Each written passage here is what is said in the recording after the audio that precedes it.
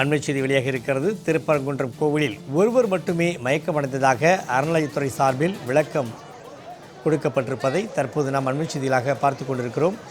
இன்று வைகாசி விசாகம் என்பதால் தமிழகம் முழுவதும் உள்ள முருகன் கோவில்களில் பக்தர்கள் கூட்டம் அலைமோதுகிறது.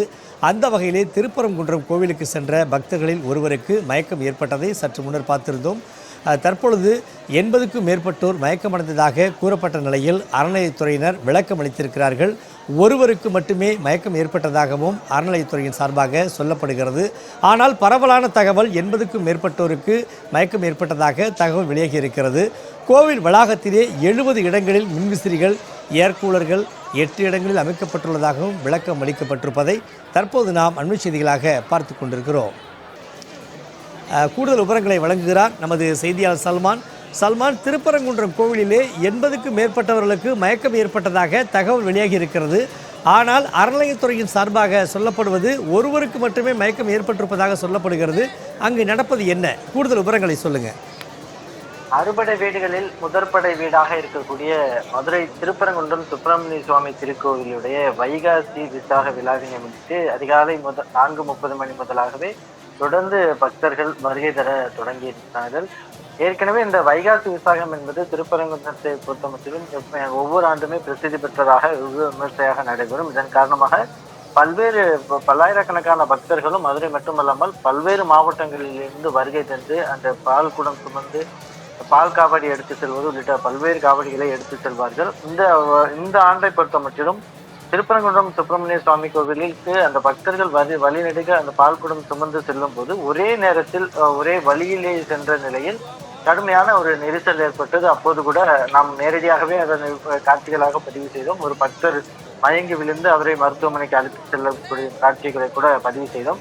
இந்த நிலையில்தான் தொடர்ச்சியாக அங்கு தேவசேனா மண்டபத்தில், கோவிலுக்குள்ளே இருக்கக்கூடிய தேவசேனா மண்டபத்தில் இந்து அறநிலையத்துறை சார்பிலாக மருத்துவ உதவி மையமும் கூட அமைக்கப்பட்டிருந்தன. அந்த மருத்துவ சிகிச்சை மையத்தை பொறுத்த மட்டிலும் அங்கு இந்த கூட்டத்தில் பக்தர்கள் வந்திருந்த பக்தர்களுக்கு உடல் சோர்வு, அதே போன்று ரத்த அழுத்தம் திடீரென இருக்கு, அதே போன்று நீர்ச்சத்து குறைபாடு உள்ளிட்ட பல்வேறு காரணங்களுக்காக அவர்கள் சிகிச்சைக்காக அந்த மருத்துவ மையத்திற்குள் சென்றார்கள்.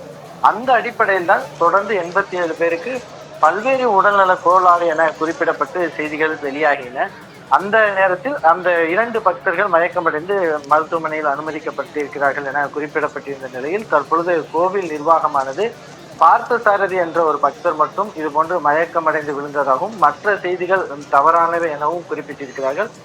நாம் தொடர்ச்சியாக காலை முதலாகவே சொல்லிக் கொண்டிருப்பது 2 பக்தர்கள் மயக்கமடைந்தார்கள், அவர்களுக்கான இந்த சிகிச்சை வழங்கப்பட்டது. மற்றபடியாக 87 பக்தர்கள் என்பவர்கள் சாதாரணமாக அந்த நெருக்கடியில் செல்லும் போது அவர்களுக்கான அந்த நீர்ச்சத்து குறைபாடு, அதிக நெருக்கடியில் இருக்கும்போது அவர்களுக்கான நீர்ச்சத்து குறைபாடு உள்ளிட்ட பல்வேறு உடல்நல கோளாறுகளால் அவர்கள் சிகிச்சை மையத்திற்கு சென்று சிகிச்சை பெற்றுவிட்டு புறப்பட்டு விட்டார்கள் என்ற செய்தியை தான் பதிவிட்டு வந்திருந்தோம். ஆனால் தற்பொழுது இந்த திருப்பரங்குன்றம் சுப்பிரமணிய சுவாமி கோவில் நிர்வாகமானது பல்வேறு ஏற்பாடுகள் ஏற்கனவே இது தொடர்பாக ஆலோசனை கூட்டம் நடத்தப்பட்டதாகவும் 16 கால் மண்டபம், அதே போன்று அந்த பகுதி முழுவதிலுமாகவே பக்தர்களுக்கு தேங்காய் நார் பரப்பப்பட்டதாகவும் கூட தெரிவிக்கப்பட்டிருக்கிறது. அதே போன்று ஒவ்வொரு பக்தர்களும் அந்த மண்டபத்தின் 16 கால் மண்டபத்தின் அருகிலே அதற்கான பக்தர்கள் சுவாமி தரிசனம் செய்வதற்கான ஏற்பாடுகள் செய்யப்பட்டதாகவும் 500 காவலர்கள் பாதுகாப்பு பணியில் ஈடுபட்டதாகவும் கூட தெரிவித்திருக்கிறார்கள். இது போன்ற பல்வேறு வகையான ஏற்பாடுகள் செய்யப்பட்டது. 20 கழிப்பறை வசதிகள் ஏற்பாடு செய்யப்பட்டிருந்தது. அதே போன்று ஏர்கூலர்களை பொறுத்த மட்டிலும் 8 இடங்களில் வைக்கப்பட்டிருந்தன. 70 இடங்களில் மின்விசிறிகள் வைக்கப்பட்டன. பைப்லைன் மூலமாக பக்தர்களுக்கு அபிஷேக பால் விநியோகிக்கப்பட்டது உள்ளிட்ட அதே போன்று அபிஷேகம் செய்யக்கூடிய பால் சிந்துவதை சுத்தம் செய்யும் பொழுது தண்ணீர் பீச்சு உடனுக்குடன் சுத்தம் செய்யப்பட்டவர்கள் உள்ளிட்ட பல்வேறு காரணங்கள் அதை முன்னேற்பாடு பணிகளில் கூட விளக்கம் அளித்திருக்கிறார்கள். ஆனால் கடந்த ஆண்டுகள் இதே போன்றுதான் வைகாசி விசாக நடைபெற்ற பொழுது ஒவ்வொரு பக்தர்களும் வருகை தரும் பொழுது பக்தர்கள் வருவதற்கு வெளியே செல்வதற்கு ஒவ்வொரு இடங்களிலும் நெருக்கடி இல்லாமல் கடந்த காலங்களில் நடந்தது. ஆனால் இந்த ஆண்டை பொறுத்த மட்டிலும் ஒரே நேரத்தில் பக்தர்கள் கடுமையான வெயிலின் தாக்கம் இருக்கிறது. தொடர்ச்சியாக இயல்பு நாட்களை விட இன்றைய தினம் அந்த வெயிலின் தாக்கம் அதிகாலை முதலே அதிகரிக்க தொடங்கியுள்ள நிலையில்தான் ஒவ்வொரு பக்தர்களும் நீண்ட நேரமாக காத்திருந்து அவர்கள் மிகுந்த நெரிசலில் இருக்கும்போது அவர்களுக்கு அதிக அளவிற்கான வியர்த்து, உடல் சோர்வு, அதற்கு நீர்ச்சத்து குறைபாடு உள்ளிட்டவைகள் காரணமாக தான் அந்த 87 பேருக்கு மேற்பட்டவர் கூட அந்த சிகிச்சை மைய மருத்துவ முகாமிற்கு சென்று அவர்கள் சிகிச்சை பெற்று அவர்கள் புறப்பட்டு சென்று விட்டார்கள்.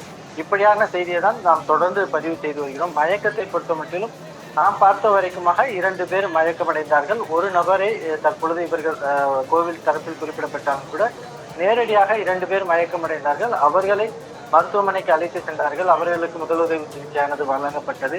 ஆனாலும் கூட கோவில் நிர்வாகத்தை பொறுத்த மட்டிலும் முன்னேற்பாடுகள் செய்தாலும் கூட தொடர்ந்து இந்த கண்காணிப்புகள் முறையாக மேற்கொள்ளப்படவில்லை. அதன் காரணமாக தான் தொடர்ந்து அதிக அளவிற்கான நெரிசல் இருந்தது. ஒவ்வொன்றுமே நேரடியாக களத்தில் இருந்து அதனை பதிவு செய்திருக்கிறோம். நேரடியாக அந்த வீடியோ பதிவுகள் அனைத்துமே அதில் உள்ளது.